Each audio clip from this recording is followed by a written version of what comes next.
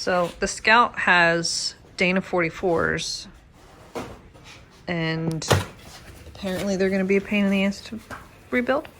Well, I mean, there's always a pain in the ass, But a pain in the ass like the Ford when we rebuilt the F-100. well, I mean, it's the same steps. We still have to figure out the spacing and get the pattern so it goes in and out 20 times. And this one has the added complexity of being an air locker, so we'll have an airline in there too after we get the shim stack right. And in case anybody's wondering, gear oil still stinks. Even though the cover's been off of this for like, I don't know, a week and a half now. When we bought the Scout, it was already in pieces. So it was a single family owned Scout, and the grandson, I think it was the grandson, had grand plans of rebuilding it and got in over his head and sold it. So we knew the motor was toast. We already sold the motor, but we assumed everything was good. Driveline wise. But we decided, since we had it all apart, we were just going to refresh everything anyway. So this was a little bit of a surprise, realizing that the diff was as gone as it was. But considering it was used, wasn't abused, we can tell it wasn't abused, but it was definitely used throughout its lifetime, I'm not surprised it needs to be rebuilt. And that provides us the opportunity to spend a little bit of extra money, and we're now getting the air locker in it, so that'll help us out when we're doing some more complicated off-road stuff. So it's not necessarily ideal, but we were able to get all the parts we needed from Yukon in, and yeah, we're just going to go ahead and rebuild it and make sure that when we're on the trail or the highway, we're not going to end up with any problems. So, and then you can tell, we'll go into that later once we get them back under the Scout, but we are Changing the caster on the front axle, and yeah. Giving it caster because they have 0 from the factory. Yeah, you're right. It was 0 from factory, but since we're putting bigger tires on it and a mild lift on it, we are changing the caster on it by how much? Yeah, it's written down right here somewhere.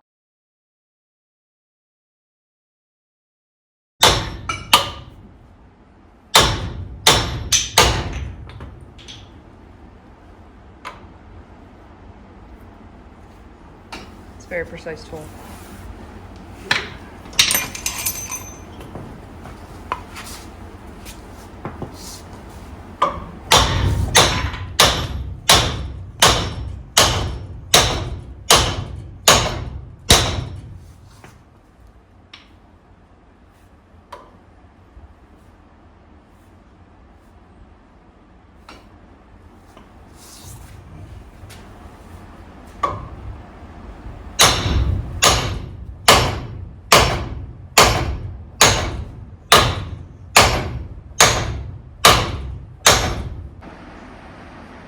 So from the factory, the Scout axles did not come with caster, correct?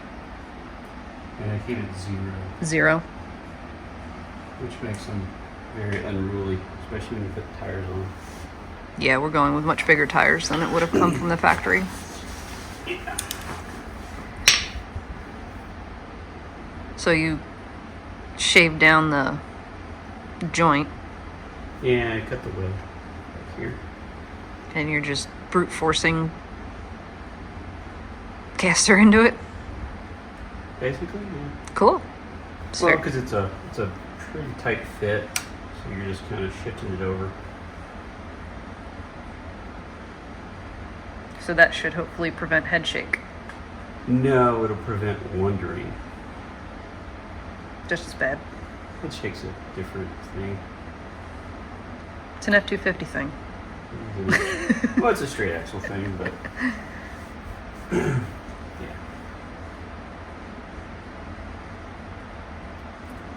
Well, while you continue with your precise science, I think I'm gonna walk the dogs. Alright.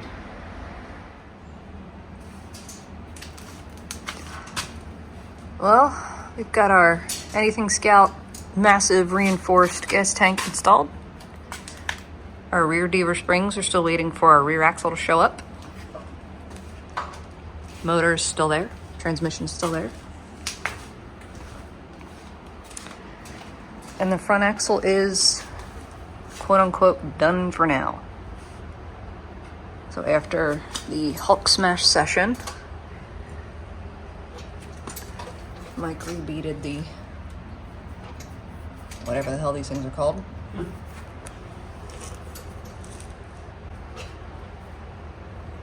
And we had actually we had both the front and the rear axles re-geared. What was the front re-geared to?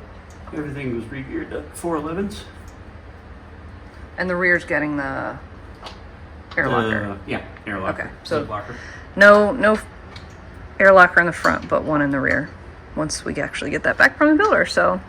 Yeah, rear's got a posi unit in it, so for what we're gonna do with it, should be fine. Yeah. We have our new transmission pan on it, because the last one was a little smashed from its previous life with a previous owner. And yeah, that's today's update. All right, we got the front end, well actually we got the axles finally bolted to the truck. It took us a while to get them back. The front, we ended up moving the limited slip we had in the rear to the front. And then we put a Yukon zip locker in the rear. And then we re-geared them both to 410s. And then still in the process of putting the spindles back together. We're putting all new bearings and everything. We've got DNC Extremes heavy duty tie rod and drag link put on, new ball joints, new tie rod ends. The correct Deaver springs finally showed up, and then we ordered some color proofing technologies, heavy duty U-bolt plates.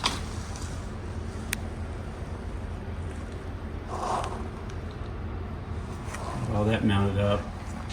Should, by the end of the day, hopefully have the rest of the spindle bearings put in, the new seals, and then have all that bolted together with the new axles, which we got heavy duty Komale axles for front and rear too.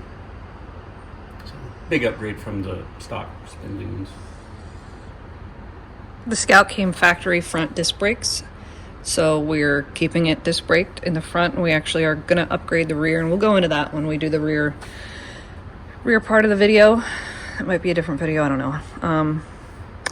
And then you didn't really talk about the axle modification you did. We did the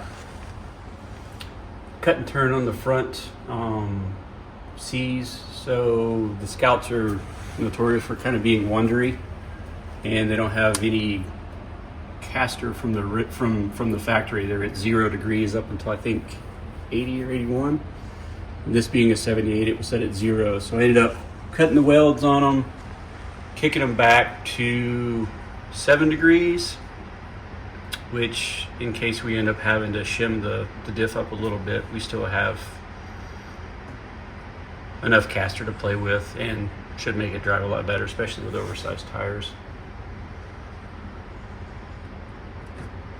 So that consisted of cutting this down here for what, like ½ inch?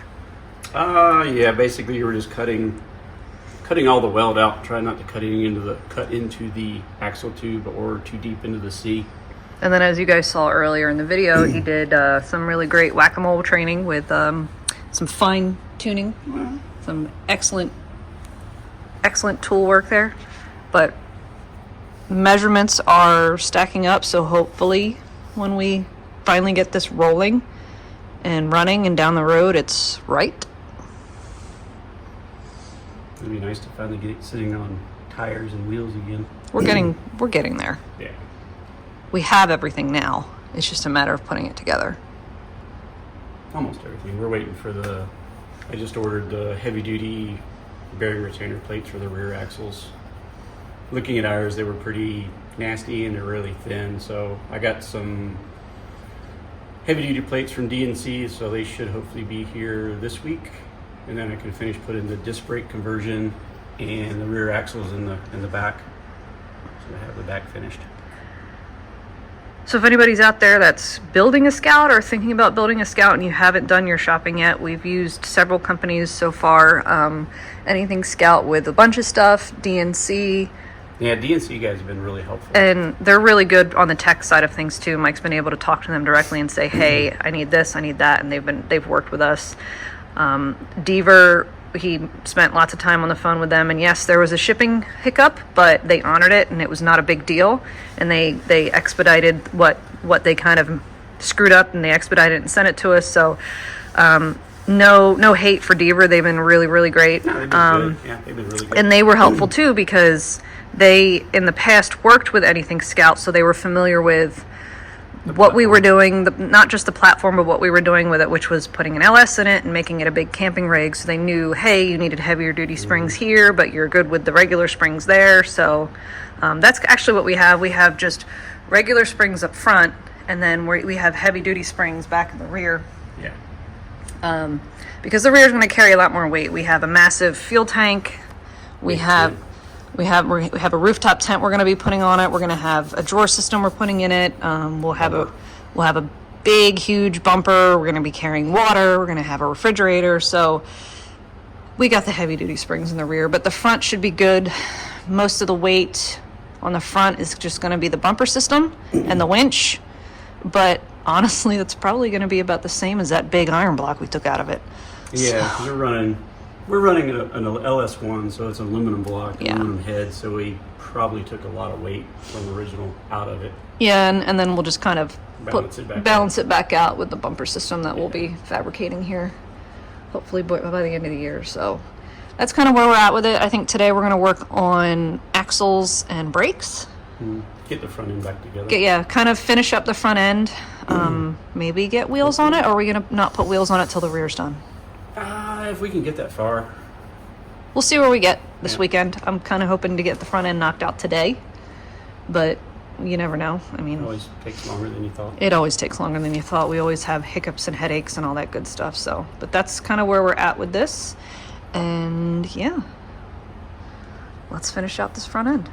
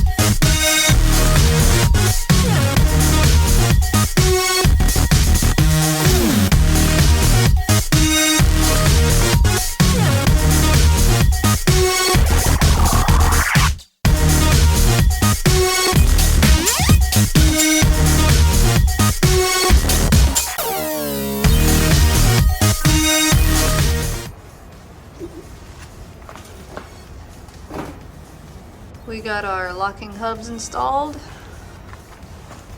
and that's it for the front end for now. We need brake pads, a couple other things to really button everything up, but that is kind of where we're stopping for the short term. Move on to a couple other things while we get more parts and whatnot in. So yeah,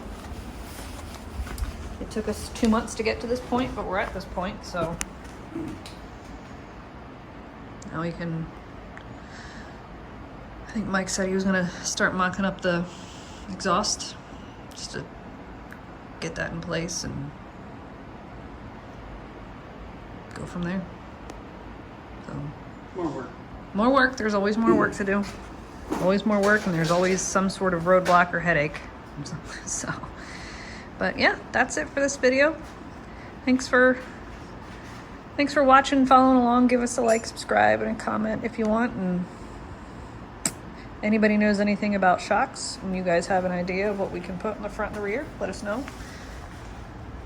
Foxes, Kings, we've run both of those, so I think those are the kind of top two that we're looking at the moment. But if anybody has any suggestions, we're open for them. So thanks again, guys.